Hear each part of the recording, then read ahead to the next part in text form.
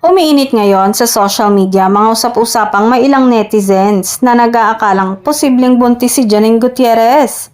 Nagsimula ang haka-haka matapos mapansin ng ilan ang pagbabago umano sa pananamit at ilang larawan ng aktres na kumalat online agad namang pinagpiestahan ng mga mapanuring mata ng netizens. Ayon sa mga komento, may ilan umanong nagsabing glow si Janine sa mga kamakailang public appearances nito. Dahilan upang mag-isip ang iba na baka may espesyal na dahilan sa likod nito. Gayunpaman, wala pang anumang pahayag o kumpirmasyon mula mismo kay Janine o sa kanyang kampo tungkol sa naturang issue.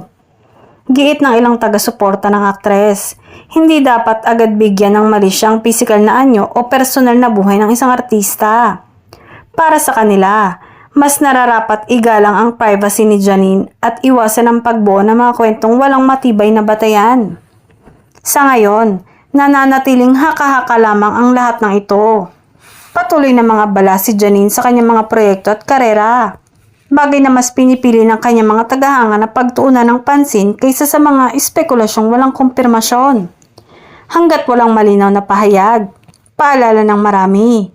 Huwag basta-basta maniwala sa chismis lalo na kung personal na usapin ang pinag-uusapan.